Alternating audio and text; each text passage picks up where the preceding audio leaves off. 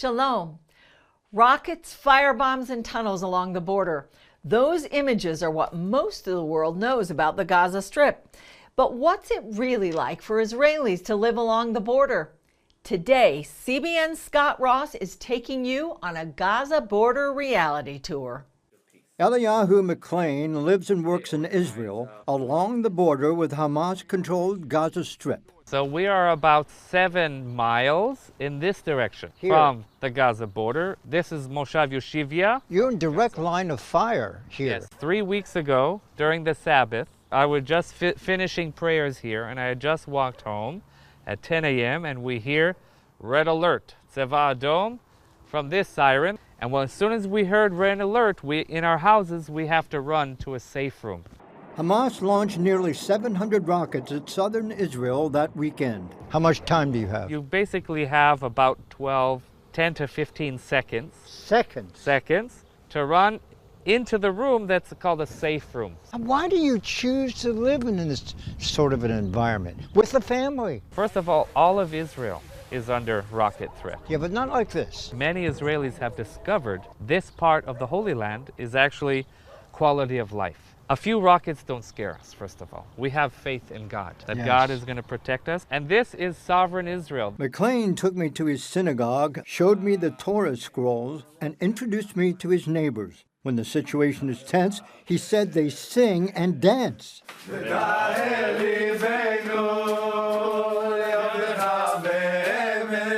McLean introduces visitors to the complicated situation on the border by giving what he calls the Gaza Border Reality Tour.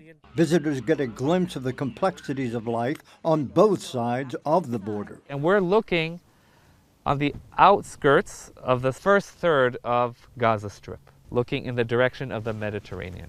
And looking to the left, this is already Gaza City. Remember, this is a city of 1 million people, and you're talking in all of Gaza, 2 million people. That is a lot of humanity. You see there's a border fence here. Yes. And you see Israeli army lookout posts. And if you look slightly to the left, you can see a mound of earth on the other side.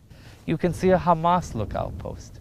By the way, wave to Hamas. As we're looking at them, they're looking at us. The enemy is just that close. Standing along the international border, we could see the Israeli town of Sderot.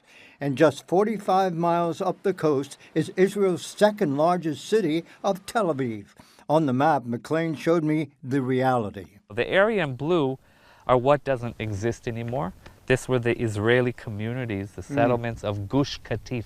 In 2005, the Israeli Prime Minister Ariel Sharon uprooted the 7,000 Israeli in about 23 communities. Had to uproot everything. But the tragedy wasn't just the uprooting, but they left behind all of the greenhouses that were top of the world. And the Palestinians from Gaza were working there. They could have maintained it, but Hamas decided to destroy the greenhouses and use it as a launching pads to fire rockets. So it's a little bit of what you call shooting yourself in the foot.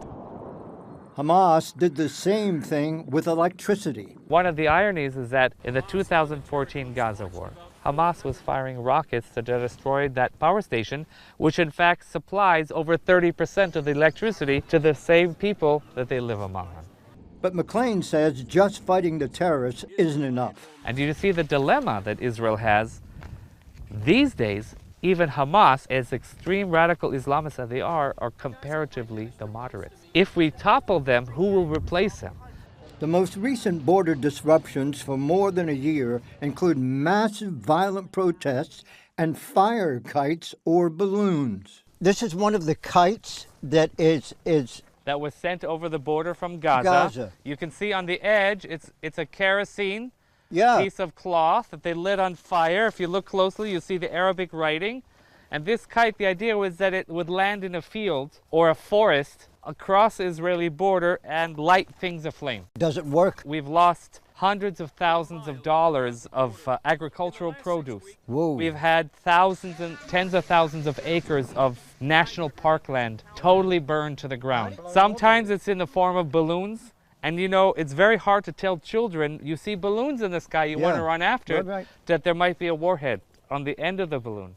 The idea is that we on this side are going to send kites back with a message of peace, that we in Israel didn't come to displace you from a country called Palestine. We came back home to the Holy Land, not to be in a constant war with our neighbors, but to live in peace with our neighbors. Good overcomes evil. Good overcomes evil. Our final stop was one of the fields burned by a kite or a balloon just 2 weeks earlier. Why is this so important? First of all, this is huge losses to the agricultural sector. Right. This is also a statement that we're in essence going to burn what we can't have for ourselves. And also, it's a statement of desperation that the people there are suffering under a leadership that's squelching freedom on the other side of the border. Are you hopeful?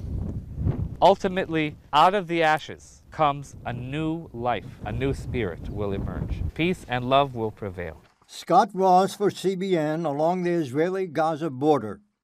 Tomorrow, we'll take you to the Tower of David for a sound and light show about the biblical king.